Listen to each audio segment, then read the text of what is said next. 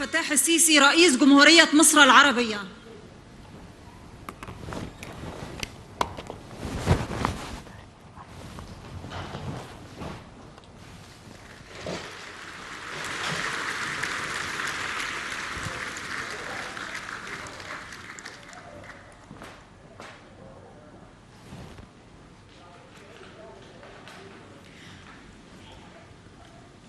السيد الرئيس عبد الفتاح السيسي رئيس جمهورية مصر العربية. السيدات والسادة, ladies and gentlemen, distinguished attendees, we welcome you to the African Health ExCon conferences. Now we will resume back the panel discussion about flexible and sustainable medical systems. In the second part of this panel discussion, we will have Dr.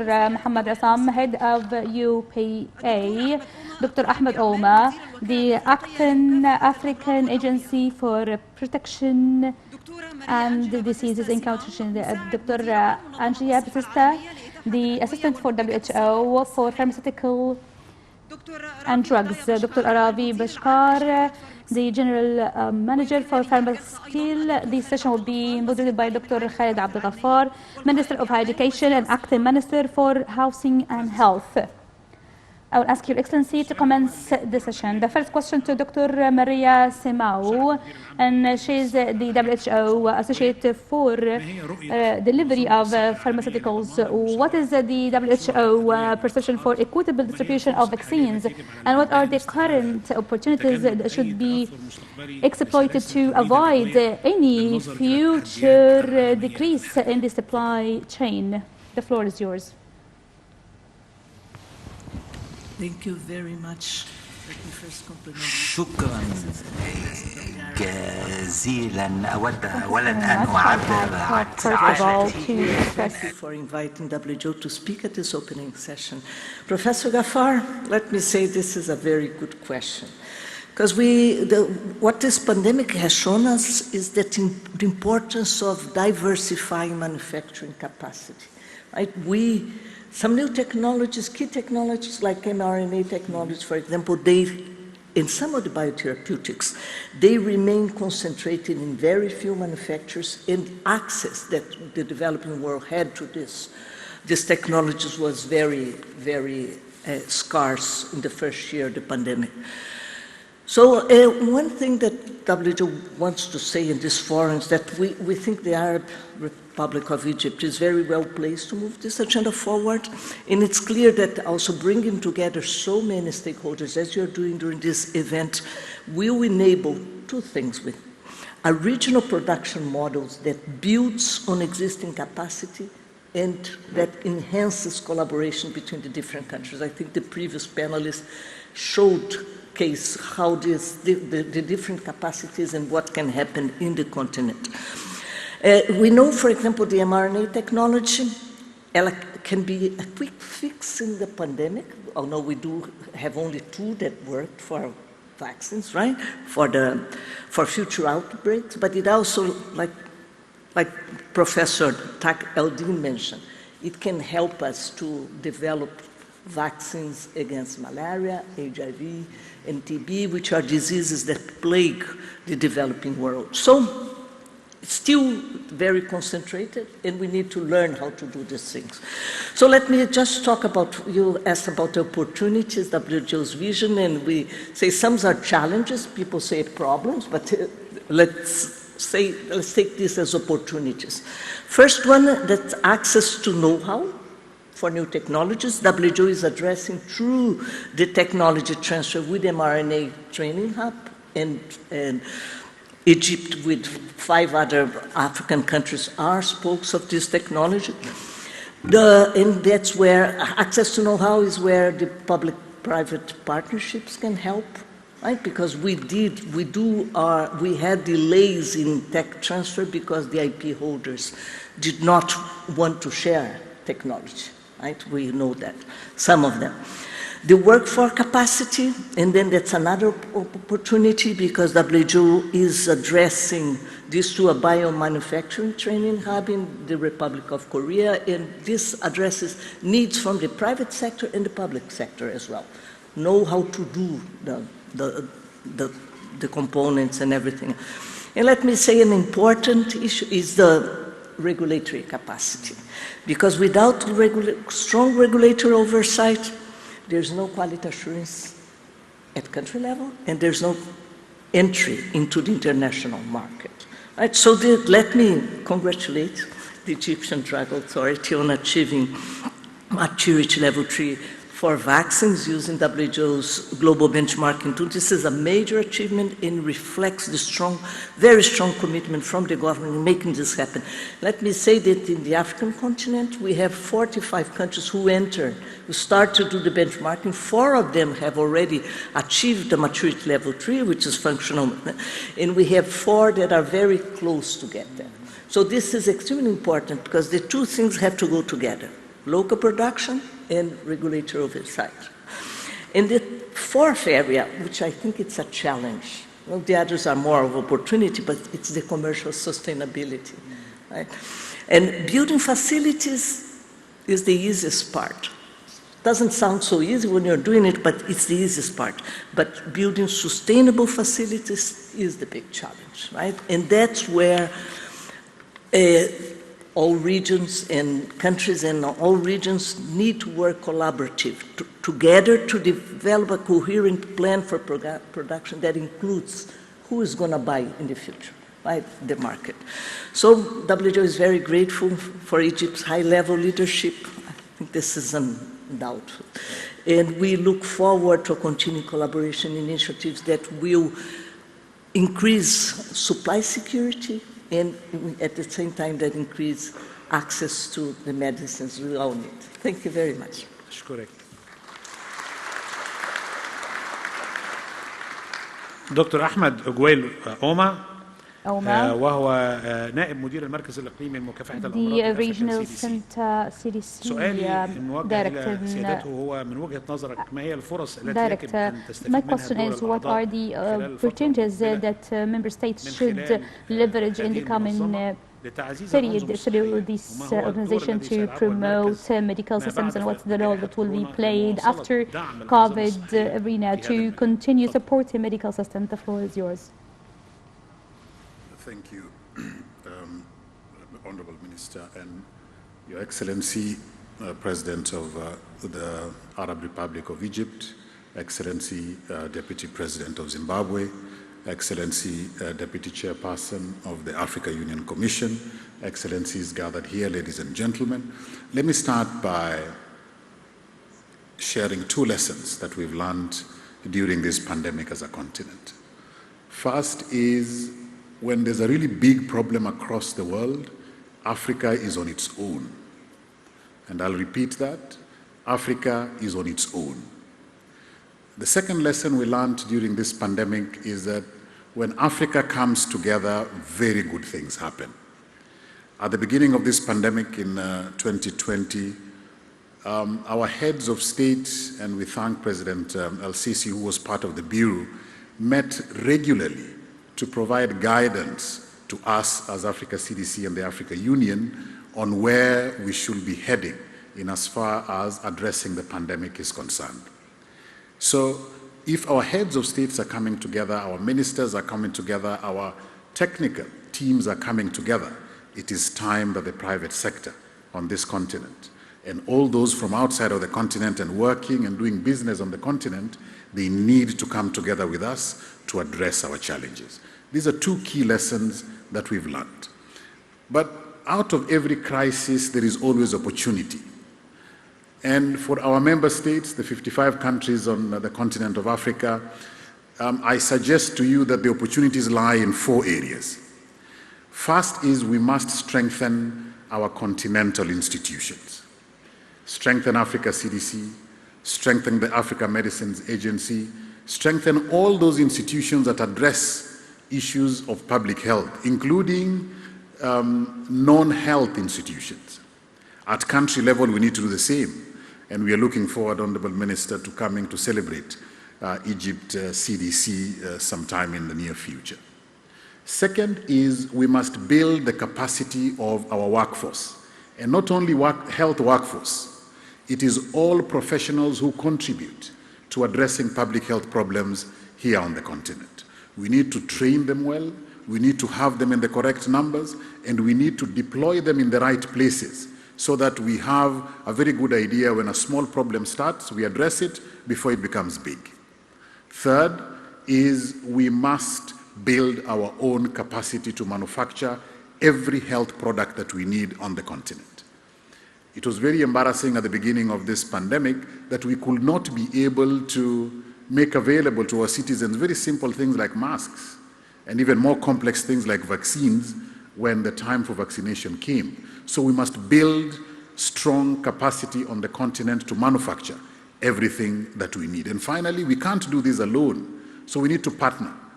But the partnerships need to start at home, where government and private sector, members of the public and the professionals work together to ensure that no future outbreak, epidemic or pandemic catches us unaware anymore. And then we can invite partners and friends from outside of Africa to work with us. And Harvey, I want to commit to you that the commitment we have received from the government of Egypt through His Excellency the President of supporting hepatitis control activities across the continent, we are going to do it within your lifetime. Africa CDC is committed to ensure that we adapt the experience of Egypt to other African countries, and we are looking forward to a time when any epidemic that comes, we are ready for it before it becomes a pandemic. Thank you, Excellency.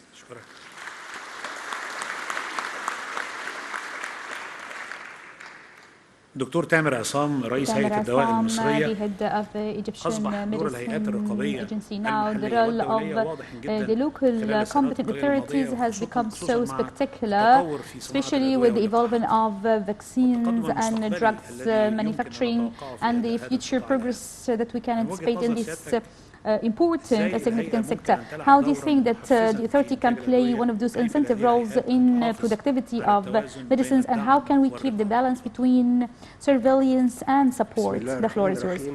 In the name of Almighty Lord, Your Excellency, and I'd like to thank you for this great gathering of our African brothers, and as His Excellency has told us to talk with figures. So I'd like to share some of the slides that can showcase how Egypt has been able with the headlines for having a crystal clear vision to have a real competent capacity. So when we talk about Egypt 2030 vision, this was a result of relentless will and the crystal vision that we own real capacities.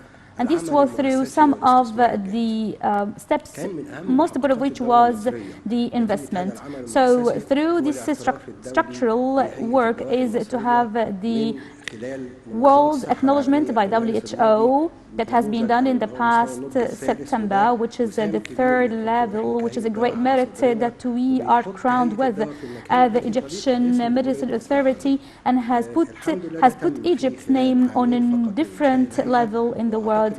And I can state that through all of the international conferences, we usually have such honor. But again, this is what we have been capable to achieve in our new Republic of Egypt. The second point is all of the world medicine calibers have been proven that for Egyptian medical sectors through the figures that in 2015-2016 the average of Egyptian market was 62 million Egyptian pounds, and now it's 149 million Egyptian pounds. In 2015 we were ranking 37, and in 2020 we have become as the 29th, and we anticipate in 2025 to become the 24th. However, along with our partners and our local manufacturers, we will become on top of the 20 world in the world. So when we look at our classification for the world ranks, so we are one of the countries that's being classified as one of the manufacturing localizing steps compared to India and China. Moreover, our positive results are even growing compared to other countries. Let me give you some figures to prove some models of how the Egyptian Egyptian state has been deeply supporting investments, because otherwise we would have got great repercussions. So the first example is the one that we feel proud of, which is the success of the presidential initiative to cure more than 2.2 million patients by 100 million wellness initiative. And again, this was through the guidance of His Excellency to localize HIV medications, and this was through more than 10 Egyptian companies that has directly got to the impact that the cost for treatment has reached to $50, while at that time it was $10,000 in other countries. This has enabled Egypt to have or to set these lines of gold in our history of gold achievements. Also through the COVID era, Egypt has proven its great capacity through providing all of the new COVID vaccinations, and again that was through the localization of more than medical companies. And again, by figures, we can state that during Corona, Egypt has consumed 233 million drugs that have been locally manufactured. The cost for this was 6.7 billion Egyptian pounds. If we have not relentlessly invested, the cost for such pharmaceutical that's being consumed would have reached more than $2 billion. So we've been able to provide these exporting well by operational activities of our factories. Moreover, because we do have a relentless well and crystal clear capacities, we've been able to export more than 44 million packs to 77 countries with around 114 million USD. So again, this proves Egyptian vision and its keenness to greatly invest with the capacities that we have. Also for the antibiotics and the modern antibiotics. So since 2015, we used to consume 2 million pack, which around 22 million USD for exporting. And as we know, because of the Egyptian planning, this is the future. So there was a clear guidance to start localizing this, and now we have 3 production lines that have self-sufficiency that has 97% of self-sufficiency. And then when we got to the waiting list, we found that there was a higher demand, maybe triple the amount of demand for these packages. So we would have got to around $90 million for our exporting bill. However, with our political will, we've managed to have localizing for saving more than $70 million annually. Another example that Egypt is aware of each and every single detail. So in 2015, our exporting for the site drops with around $3 million. And this is not that big, but again, His Excellency the President has guided us to even not to avoid this light and slight percentage, and we started to localize it to have the 4 production lines with around 95% self-sufficiency. When we started to increase the consumption in 2020, 2022, so we found that we were able to provide more and to cover $2.5 million annually. The second part is the partnership, which was our title for planning and having competency, along with the collaboration with the private sector. And we found that in 2016 we were having just 130 factories, but now we have 170 factories. Production lines in 2015, 2016 was only 500. Now we have 700 production lines with an increase of 200 production lines. And it's worth to see that the 200 additional production lines, they are highly qualified and highly technological lines. Also, it was very important to showcase securing the national security, but also to attract the FDI and also the local investors. Because business speaking, there should be capital investment. So whenever there is a potential investor who would expend more on capital investment, and the revenue rate takes a long time, but with the existence of infrastructure and the existence of the great pharmaceutical city has facilitated this and has facilitated the investment revenues, and this has attracted global companies that started to invest, and we already have got two of partnership protocols with two world leading companies. Your Excellency, we thank you for your great guidelines, and as you usually teach us that all of the achievements of our Egyptian state is ready to share and to share experience with our African countries, and we will continue working and to keep praying to our Almighty God to usually fit to our positions. Thank you so much for attentive listening. And last but not least, Dr. Rafi Baskar, my question to you, you're the representative of Pharmaxil, and now how can we get the partnership between governments and the pharmaceutical companies to have security, especially that we should have ongoing relations? The floor is yours. Thank you very much. His Excellency, Mr. President, and the distinguished people and ladies and gentlemen. Really, it's my privilege and great honor to be part of these discussions, and I'm very much thankful to UPA on behalf of Pharmaceuticals Export Promotion Council of India for giving us an opportunity to participate in this. So my question seems to be, the objective always of the countries as well as the companies to provide an access to the medicines and affordable medicines. These are the objectives what we are discussing throughout the world, and unless otherwise, if you provide affordable medicines, it's very difficult for the developing country to have a meaningful healthcare system. The government and industry work together, and government has to provide conducive environment to take the pharmaceutical industry to go forward. The pharmaceuticals, the vaccines plays a very important role in the healthcare system. Take an example of India. India was import dependent in the 80s. Now we are exporting to more than 180 countries. The Indian pharmaceutical industry values almost $50 billion US. Out of that, 50% we are exporting. Then we have highest number of US FDA approved facilities outside USA. This was happened just overnight, not happened just overnight.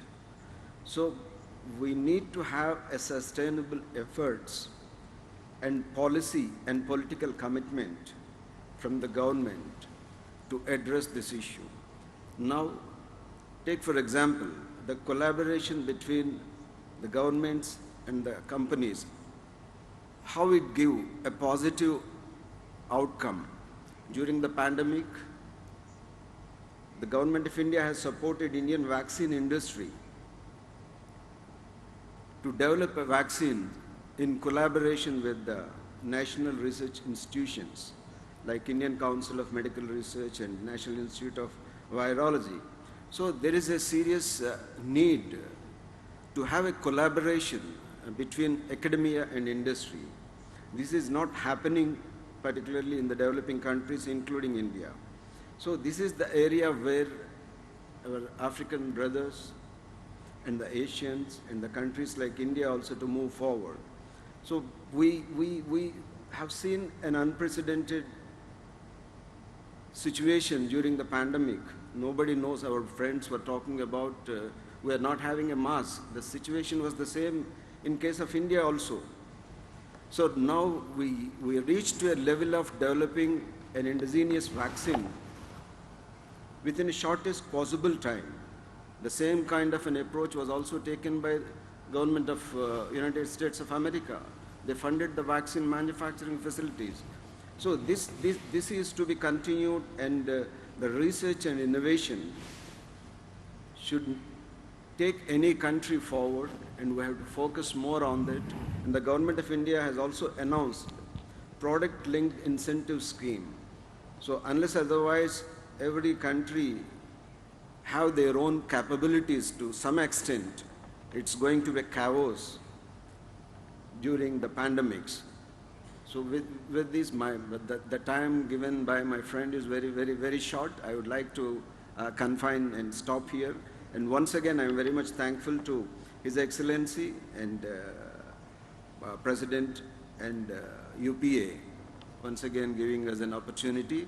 Pharmaceuticals Export Promotion Council of India closely work with UPA and Egypt and our African friends, and we'll take it forward, the agenda, and with what objective this conference is being called for. Thank you very much. Namaskar. And now we've come towards the end of this panel discussion. Now I will summon His Excellency the President for any remarks. The floor is yours. In the name of Allah, the most merciful, the most compassionate, let me firstly start by welcoming all of the participants and to pay tribute to the great efforts that's been exerted to have such conference in place. And I look forward that my greetings to Dr. Harvey will be addressed to him. I was talking to him while we were just together in the breakout salon. But now also I'd like to state it to the whole world, whether those who are inside the halls or even those that's viewing us through screens. I pay tribute, gratitude and respect, and I personally thank you. And I want to say that it was a great honor to meet you. It was me who's honorable to meet you. And let me say it again, that in Egypt, and personally speaking, we were thinking that this disease is greatly painful, and it took us ages to suffer from. And as you stated, that if we have hope and will, we will have real achievements and breakthrough. With hope and will, we can have breakthroughs. So when I used to say that there is no place for someone who can find real curement for this virus disease. So I can say again from personal point of view that this was one of the things that I kept thinking about for ages. So thanks Almighty God that I've witnessed that this disease is being cured, and not only this, but also to contribute along with my Egyptian people to eliminate this disease from the Egyptians.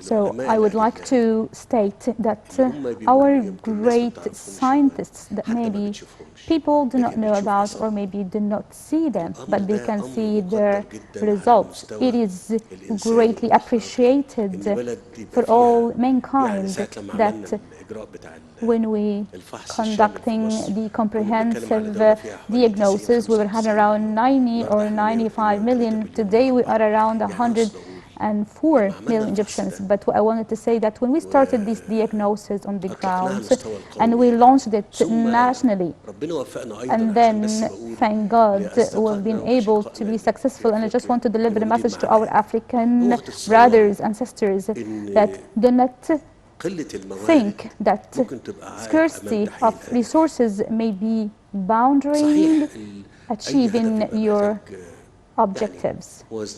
For sure, any objective requires having lots of things.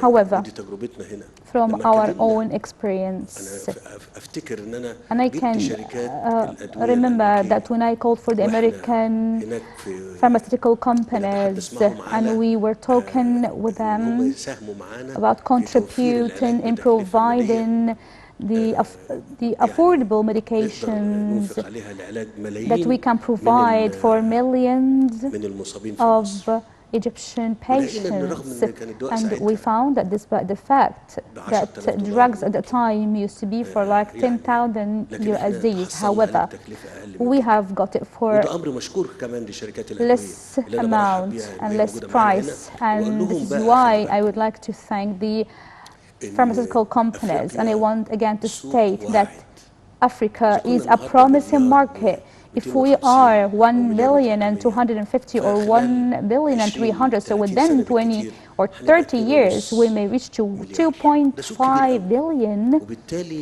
people. So it's a very promising market. Subsequently, the future is for Africa.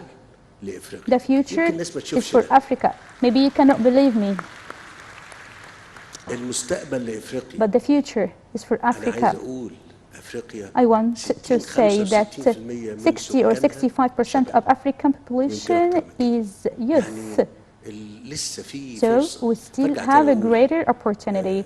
So I just want to reiterate that I want to record on the behalf of Egyptians our great gratitude to Professor Harvey, or even to the pharmaceutical companies, all of our gratitude and appreciation.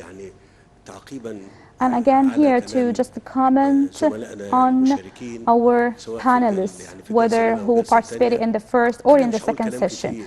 I wouldn't talk so much, but I just want to say that since we are an African country, just like other African countries, we do not have great capacities or great resources, and our population is not less. We have more than 100 million Egyptian pounds. Comparing to other African countries, even do not have such amount of populations. But by stating this, I want to state this firmly and relentlessly, that we are ready to collaborate in all of the fields that you pursue to collaborate. I wouldn't mention the fields, whether medical, educational, or even rehabilitation sectors, but I want to say that the Egyptian capacities are available for our brothers. And this is not political speaking, and maybe my colleagues in the government do understand to which extent do we support and do we appreciate to anyone who may suffer, not just in Africa, but even in the other continents. In Africa and all of the other countries. So again, I'm not saying that we are owning excessive resources, but what we have is available to serve, to participate, to train, to educate, to cure, to exchange experience, or to share experience. We are ready to do this, and even beyond, in all of the sectors, even in pharmaceuticals, industrializations, and as we and our colleagues talked about the vaccination industrialization. And here, let me just state humbly, announcing 30 million vaccines, COVID vaccines initiative to our African countries. And I hope that this to be done in line and with the synergy of African continent and of African Union. And as His Excellency stated, that if we have a world crisis, Africa is still left behind. If we have a world crisis, still Africa is left behind on its own. Africa does have tremendous resources in everything, starting from human capital, into the other resources and capacities. So let me share one of our own experience. When we were talking about our economic capacities that did not match to provide international standard services to 100 million Egyptians, and we acknowledge this. So we had to seek through thoughts, through ideas, through the guidance of Almighty Lord to find solutions. So if we have the capacity to provide medical services and to find solutions, literally solutions, we wouldn't have a problem. So we usually face issues when we have scarcity of resources and scarcity of allocated budgets. So in Egypt, we haven't said that it is impossible. We haven't felt deteriorated or depressed. I again share this with you because maybe Egyptians have heard this quite a lot from me. But again, there has no single boundary that can hinder our relentless will to overcome this boundary. So do not ever think, and again, I state this in the presence of the scientists and the well-known pharmaceutical companies who haven't achieved their success through hopes, but through endeavors and well. So again, let me say that we've solved lots of things through initiatives like the 100 million wellness initiative, like virus C initiative. All of those were targeting specific challenges. When we overcome, we will be on a totally different sphere. So let me say that also the waiting lists that we were talking about a while ago, we were not talking about just a normal medication. We were talking about massive medications. We were talking about massive surgeons in all parts and organs of the body. So when this was proposed, we said that we will target waiting lists and we will have no waiting list in Egypt. At that time, the number that was tendered was not that big. But now, and after around 4 to 3 years, the number that we've managed to achieve, I think that maybe compared to other developed countries and more economic, powerful countries have not been able to provide this. We have 1.3 million operations, big operations. Each one may have around 300 Egyptian pounds or even more. We're including lots of things like moving organs and for the cochlear implants and for the prosthetics. So when they were saying that there would be around 3 weeks waiting time, so I asked to minimize even this time frame, that we cannot bear to have patients who feel pain, and we try our hardest to minimize this time frame and to operate and to have these surgeons done as soon as possible. And when we achieve to target these waiting list numbers, and again, I just want to deliver a message to our colleagues here. Maybe you can provide comprehensive medical or health care.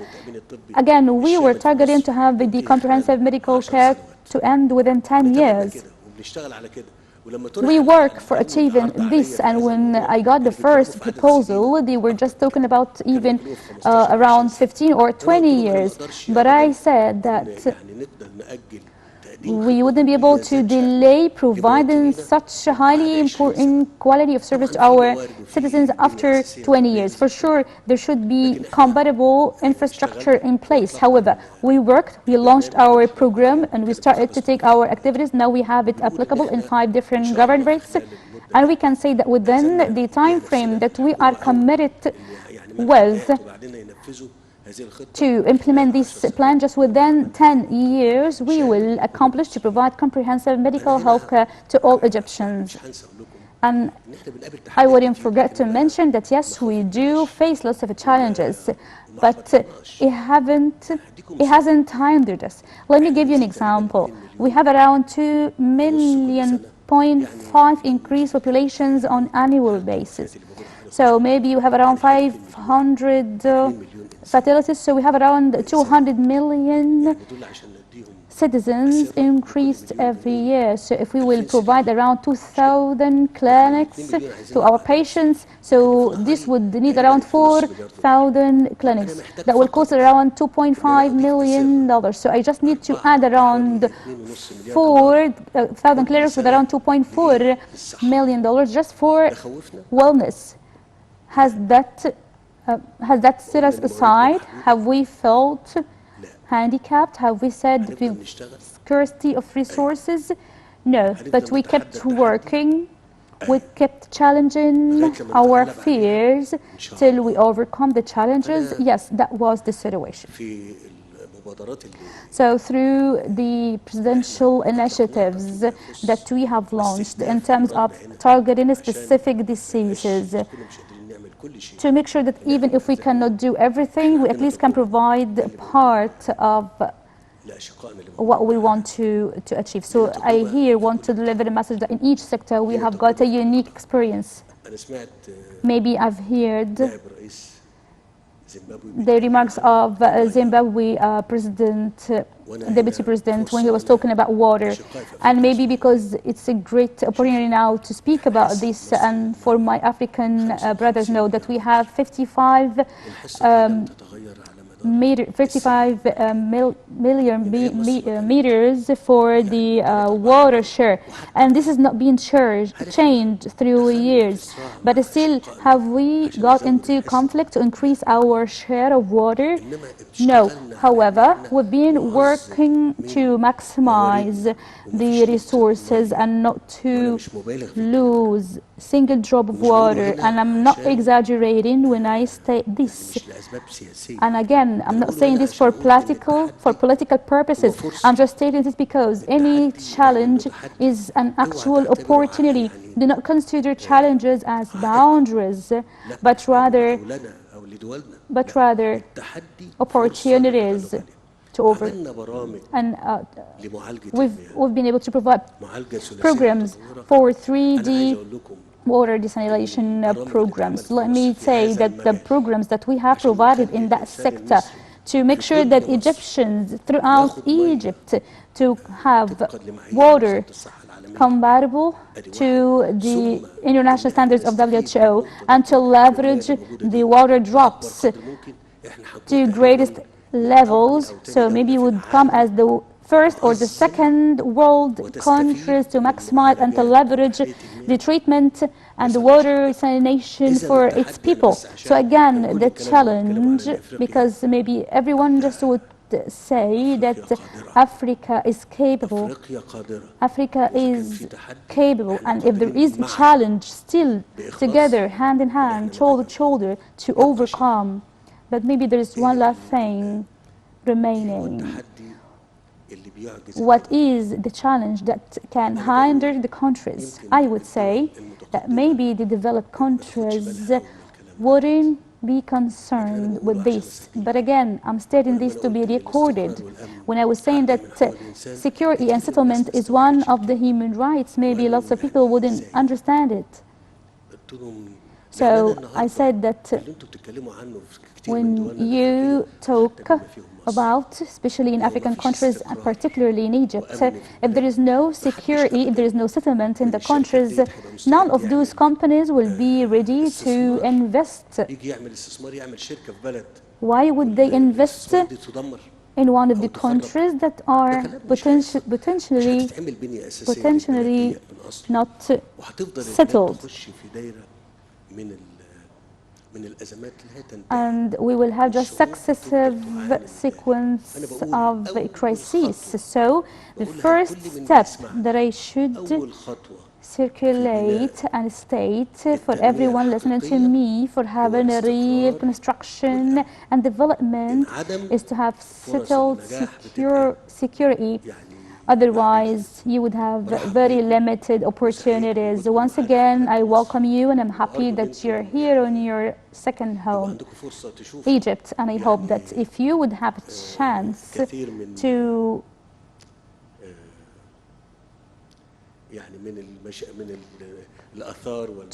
see the tangible results and to pay visits to lots of tourism sectors, and also maybe you haven't, I'm not sure if you have heard about this or not. As you know, the Unified Procurement Authority, the UPA, I actually would like also to say that this was one of the great experiments that we'll leverage from. Let's say that all of the suppliers that we procure from the local or from the abroad markets, specifically in pharmaceuticals, to have an authority dedicated for this. If we would apply the same for all of other sectors, and believe me that the revenue that such authority can provide, the accessories or the suppliers, whether medical or not, they would get the best conditions. If we would be able to apply this on continental level, we will be on a totally different sphere. And the cost for drugs and getting drugs in Africa, I wouldn't be exaggerating once again, that it's around 30 to 50% from the compared to the cost of procuring these drugs from elsewhere. So again, this is our experience, and we announce it to you. And again, I would like to congratulate you that you have got the WHO for the for the merit. And again, you're most welcome. Thank you for attentive listening.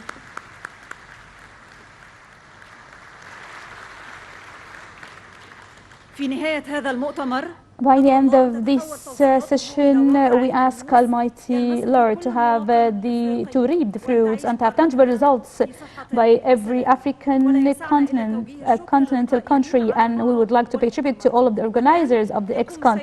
And now, His Excellency President Fattah al-Sisi will start his field visit in the medical suppliers and appliances.